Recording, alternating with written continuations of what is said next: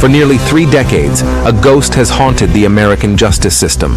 It's the ghost of a 6-year-old girl, found brutally murdered in her own home on what should have been a peaceful Christmas night. It's the ghost of a botched investigation, of a family wrongly accused, and of a killer who just vanished. The name JonBenét Ramsey is etched into our collective memory, a synonym for a chilling, unsolved mystery. For years, the only tangible trace of her killer was a microscopic fragment of DNA, a genetic ghost left at the scene. But what if, after all this time, that ghost was finally about to give up its secrets? For almost 30 years, the killer of 6-year-old JonBenét Ramsey has been a specter, represented by a single stubborn clue, unidentified male DNA. But now, there's a new surge of hope. Groundbreaking DNA technology isn't just re-examining the evidence, it's offering a real chance to write the final chapter of one of America's most haunting cold cases. What if I told you that the key to potentially unmasking her killer has been there all along, and science is finally catching up? The day after Christmas, 1996, in the quiet, affluent city of Boulder, Colorado, a frantic 911 call shattered the holiday peace. Patsy Ramsey reported that her daughter, 6-year-old JonBenét, was missing. On a staircase, police found a bizarre 2.5-page ransom note demanding a very specific sum, $118,000. The search began, but it ended in the worst way imaginable.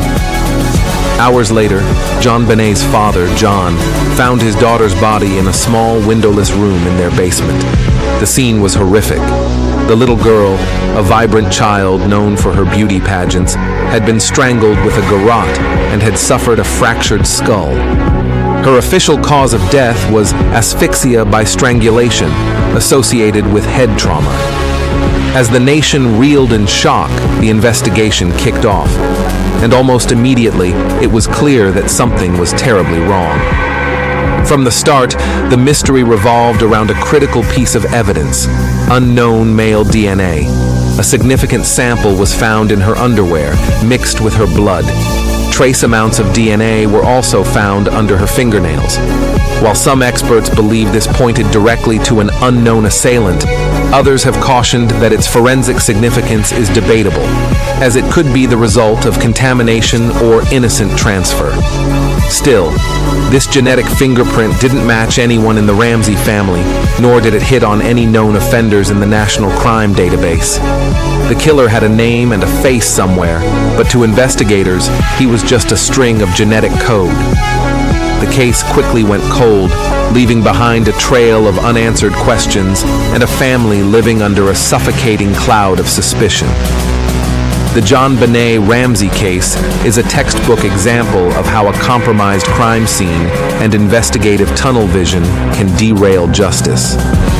When police first arrived, they didn't properly secure the Ramsey home. Friends and family were allowed to come and go, potentially contaminating what was already a complex scene. This initial error was just the beginning of a series of missteps that would plague the case for decades. Suspicion quickly and intensely focused on JonBenét's parents, John and Patsy, and even her 9-year-old brother, Burke. The prevailing theory among some investigators was that the crime was an inside job, a cover-up. This intense focus meant that the crucial early days of the investigation weren't spent seriously looking for an outside intruder. The discovery of the unknown male DNA should have shifted that focus, but the cloud of suspicion lingered. It wasn't until 2008 that the Boulder District Attorney's Office issued a formal letter of apology to the family, stating that new DNA tests had convinced them the Ramseys were not involved. But by then, precious time had been lost, and even that didn't quiet all skepticism within law enforcement circles. John Ramsey has spoken openly about his frustration, stating, "We called the police that morning to help us, and they did not help at all. It was extremely frustrating and aggravating and maddening." The Boulder Police Department has since acknowledged there are a number of things they could have done better. But apologies couldn't turn back the clock. The killer had a nearly 30-year head start, and the only thing left to chase him with was that stubborn, unidentified DNA. For decades, that DNA sat in an evidence locker, a silent witness. But as the years passed, a revolution was brewing in forensic science. The same kind of technology that lets you trace your ancestry on sites like 23andMe was being adapted for law enforcement. It's called forensic genetic genealogy. Here's how it works.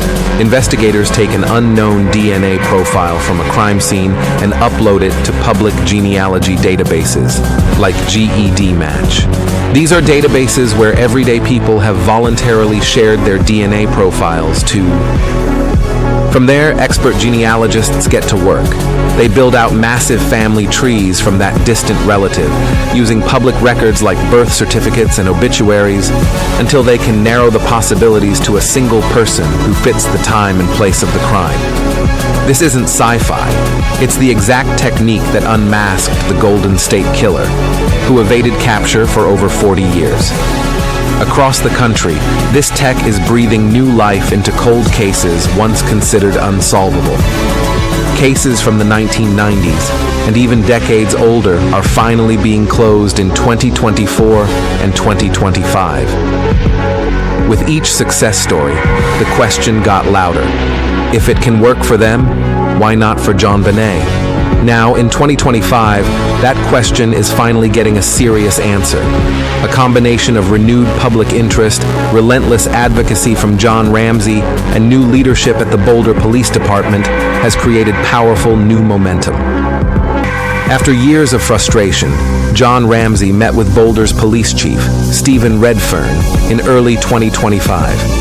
For the first time, he walked away with a renewed sense of hope. "I am encouraged and I am hopeful," he stated. "I believe that this case will be solved using the latest DNA technology." The Boulder Police Department, working with the Colorado Cold Case Review Team and federal partners, is actively revisiting the evidence. This isn't just about running the same old tests. Modern technology can now accomplish things that were impossible in 1996, like better separating mixed DNA samples. Jon Ramsey and other advocates are also pushing for items that were never fully tested to finally be analyzed, including the garrote used in the strangulation. It is a massive undertaking. The case file contains nearly 2,500 pieces of evidence and over 1 million pages of documentation. But for the first time in a long time, all parties seem aligned on the path forward, leveraging the power of forensic genetic genealogy. As Chief Redfern has stated, "We are committed to following up on every lead, and we are continuing to work with DNA experts until this tragic case is solved." So, could this finally be the moment of truth? Could 2025 be the year the ghost finally gives up its name? The potential is enormous, but the technology is not a cure-all. The process depends on several key factors.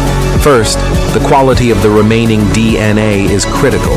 The amount available is extremely small and complex. Some tests could consume the entire sample, meaning investigators must be certain they are using the right lab and the right technique on the very first try. Second, success hinges on finding a relative in a public database. The more people who have voluntarily uploaded their DNA to these sites, the higher the chance of finding a match. And finally, there is the human element. Even if a suspect is identified, building a prosecutable case after nearly 30 years presents its own set of challenges. The killer, likely in his 20s or 30s at the time, would now be in his 50s or 60s if he is still alive. Despite these hurdles, the prevailing feeling is one of cautious optimism. Jon Ramsey himself believes there is a 60 to 70% chance of identifying the killer if genetic genealogy is fully utilized. The science is proven. The will to solve the case is finally there. And a father's relentless quest for justice has kept the flame of hope from being extinguished. The story of JonBenét Ramsey has been a painful saga of missed opportunities and lingering questions. But now, the focus is shifting. Less on the tragedy of the past and more on the promise of the future. The science is ready. The evidence is waiting. After nearly 30 years of darkness, a powerful new light is being shown on this case, offering the strongest hope yet that we might finally know who killed JonBenét Ramsey. The world is watching, hoping that this time the story concludes with justice. What are your thoughts on this case? Do you believe forensic genetic genealogy will finally provide the answers? Let us know in the comments below. For many, this case represents a deep frustration with the justice system. The potential for a breakthrough here offers a sense of hope that perhaps no case is truly unsolvable. The pursuit of justice for JonBenét continues, now led by science. If you found this story chilling, make sure to like, share, and subscribe to Behind the Crime for more stories the world needs to hear.